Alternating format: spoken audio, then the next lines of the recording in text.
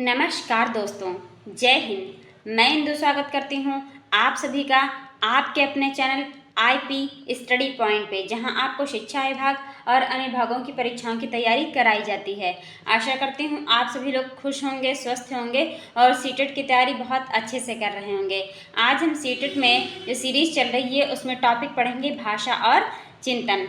तो चैनल को सभी लोग सब्सक्राइब कीजिएगा, वीडियो को लाइक और शेयर कीजिएगा और सीटेट की तैयारी को बहुत और भी अच्छा और बेहतरीन बनाने के लिए आप हमारे प्लेलिस्ट में जा करके देख सकते हैं। कंटेंट वाइज सिलेबस के अकॉर्डिंग प्रैक्टिस सेट भी पढ़े हुए हैं और थ्योरी भी पढ़ी हुई है। तो थ्योरी और प्रैक्टिस सेट दोनों को आप पढ़ करके और भी अपनी तैयारी को अच्छा और बेहतरीन बना सकते हैं।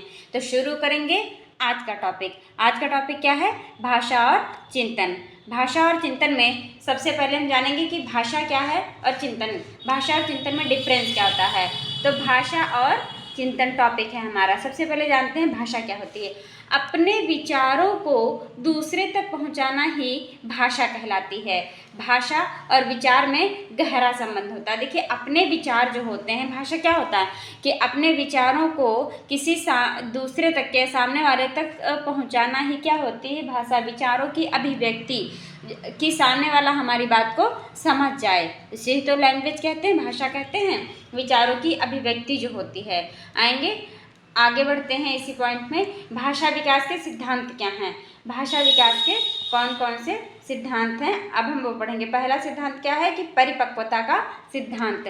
परिपक्वता का सिद्धांत, परिपक्वता से अभिप्राय है कि भाषा अवयवों एवं स्तरों पर नियंत्रण होना, जैसे जीभ, गला, तालु, होंठ, दांत तथा यंत्र आदि होते हैं। तो भाषा पर अच्छा नियंत्रण होता। अगर कंट्रोल अच्छा हो, परिपक्वता से अभिप्राय क्या होता है कि हम लैंग्वेज कहाँ से बोलते हैं? एक तो जीभ से, जबान से, गले से हमारा क्या स्वर निकलता है, तालु, होंठ, दांत, इन सभी चीज़ों का क्या है प्रॉपर यूज़ होता है, तब तो एक लैंग्वेज निकलती है। फिर वो चाहे कोई भी भाषा हो, लेकिन हमें उसे पूर्ण रूप से, जैसे बोलते नहीं, प्रोनाउंसिएशन अच्छा हो उसका, जो हम लोग प्रोनाउंसिएशन करते हैं, कोई भी भाषा हो, हिंदी हो, इंग्लिश हो, पंजाबी हो, कोई भी भाषा हो, अच्छे से उसको हम बोलें। तो इसके लिए क्या होता है कि शब्द को वर्ड बाय वर्ड और एकदम एक्यूरेट बोलने के लिए इन सभी चीज़ों की क्या होती है, रिक्वायरमेंट होती है।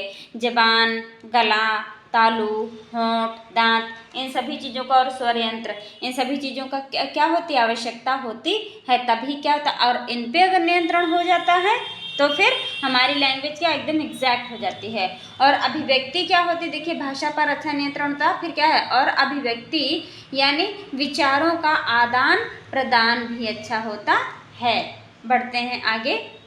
आगे पॉइंट क्या कहता है? नंबर 2, पहला था परिपक्वता का सिद्धांत, अब है अनुबंधन का सिद्धांत। बच्चों को शब्दों की जानकारी मूर्त वस्तुओं यानी जो दिखाई दे सकें। मूर्त क्या मतलब है कि जो दिखाई दे, जिसे हम छू सकें, टच कर सकें, और जो ना दिखाई दे उसे कहते हैं अमूर्त। ठीक है, मूर्त वस्तुओं से जोड़कर दी जाती है। बच्चों को शब्दों की जानकारी मूर्त वस्तुओं से जोड़कर दी जाती है। यदि बच्चों को किसी चीज़ या वस्तु को दिखाया जाता है तो बच्चा जल्दी सीखता है। अगला पॉइंट क्या है? अनुकरण का सिद्धांत। अनुकरण कैसे कि मनोवैज्ञानिकों के अनुसार बालक अपने परिवारजनों तथा साथियों की भाषा का अनुकरण करके सीखते हैं। बालक क्या करते, कैसे सीखते हैं? अपनी फैमिली में तथा अपने जो फ्रेंड सर्किल है उसमें रहते हैं, समाज में जब रहते हैं तो उन सबकी भाषाओं का क्या अनुकरण करके ही सीखते हैं। अब पढ़ेंगे, आगे बढ़ते हैं। नॉम चॉम्स्की भाषा विकास का सिद्धांत इन्होंने भी दिया था, नॉम चॉम्स्की ने। देखिए, ये अमेरिका के रहने वाले थे। इनका मानना था कि बच्चों में भाषा सीखने की जन्मजात क्षमता होती है। भाषा सीखने की क्षमता कैसी होती है? जन्मजात होती है। ये किसने कहा? नॉम चॉम्स्की ने कहा। ये कहते हैं कि बच्चे के मस्तिष्क में एक डिवाइस होता है। क्या होता है? एक डिवाइस होता है जिससे बच्चा भाषा सीखता है। इन्होंने सार्वभौमिक व्याकरण यानी यूनिवर्सल ग्रामर का सिद्धांत दिया, यानी ग्रामर जन्मजात होती है। इन्होंने कैसा कौन सा प्रिंसिपल दिया? तो इन्होंने सार्वभौमिक व्याकरण का सिद्धांत दिया है। नॉम चॉम्स्की ने भाषा के 2 लेवल बताए हैं। कितने लेवल? 2 लेवल, 1 और 2। पहला क्या है कि सतही संरचना, दूसरा क्या है गहरी संरचना। सतही संरचना में क्या होता है कि यह जो है इसमें बच्चा सिर्फ ध्वनियाँ और शब्दों को जानता है, ध्वनियाँ ऑब्लिक शब्दों को जान जाता है बच्चा, लेकिन उसके अर्थ नहीं रख पाता है। एग्जाम्पल मम्मी, पापा, खाना, पीना आदि, ये सब क्या, ये बच्चा सिर्फ ध्वनि और शब्दों को जानता है और समझता है। ठीक है, आते हैं अगले पॉइंट पे, गहरी संरचना। इसमें शब्दों के अर्थ का ज्ञान होता है। किसका ज्ञान होता है? शब्दों के अर्थ का ज्ञान होता है। आगे बढ़ते हैं, चिंतन क्या है? थिंकिंग, चिंतन। किसी भी समस्या का समाधान करने के लिए हमारे मन में जो विचार उत्पन्न होते हैं वही विचार चिंतन कहलाते हैं। जैसे कोई भी प्रॉब्लम आती है सामने, तो उसके सॉल्यूशन के लिए, उसके समाधान के लिए किस प्रॉब्लम को कैसे समाप्त किया जाए, जो विचार हमारे मन के अंदर उत्पन्न होते हैं, आते हैं, उसे ही हम क्या कहते हैं? चिंतन, थिंकिंग कहते हैं।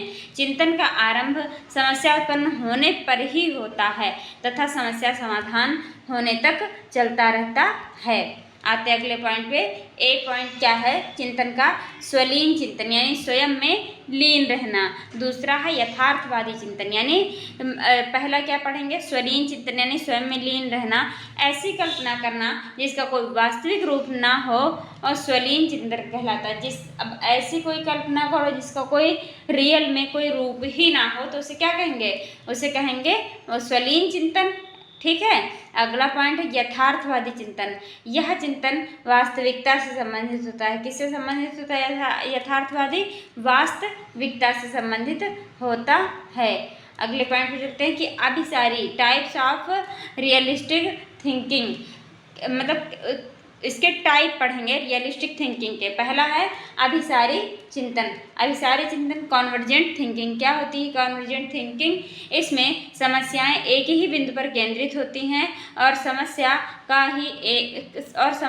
ही एक समाधान होता है।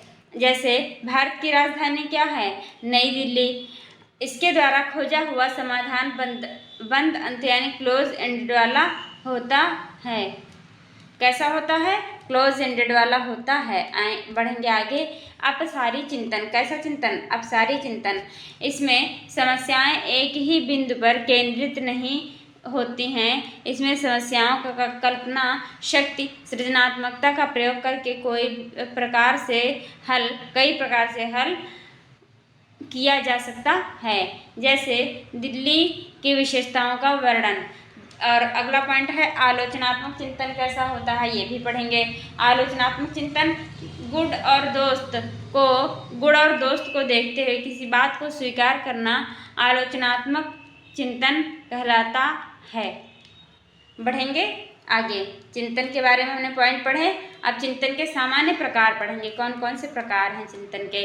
तो चिंतन के सामान्य प्रकार में पहला पॉइंट ये प्रत्यक्षात्मक चिंतन, यानी मूर्त चिंतन, जो चीज़ें दिखाई देती हैं उनके बारे में चिंतन करना प्रत्यक्षात्मक चिंतन कहलाता है। यह चिंतन निम्न स्तर का होता है। कैसा होता है? निम्न स्तर का होता है। अगला पॉइंट प्रत्यात्मक चिंतन, अमूर्त चिंतन, जो चीज़ें दिखाई नहीं देती उनके बारे में, क्या कि जो चीज़ें हमें दिखाई नहीं देती हैं उनके बारे में विचार करना कैसा चिंतन कहलाता है? प्रत्यात्मक चिंतन कहलाता है। ठीक है, प्रत्यात्मक चिंतन कहलाता है। जैसे भूत प्रेत, ये हमें दिखाई नहीं देते हैं। अगला पॉइंट है तार्किक चिंतन।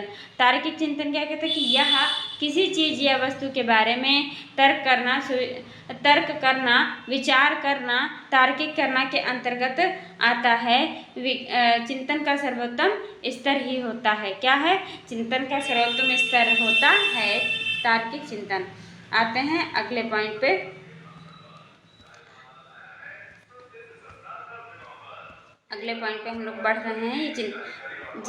अगले पॉइंट पे नहीं, ये सीरीज हम यहीं पे समाप्त करते हैं। मिलते हैं हम आपको नेक्स्ट वीडियो में।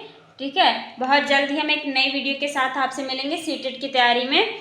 तो चैनल को सभी लोग सब्सक्राइब कीजिएगा, वीडियो को लाइक और शेयर कीजिएगा। कमेंट में ज़रूर बताइएगा कि वीडियो आपको कैसी लगी। Thanks for watching.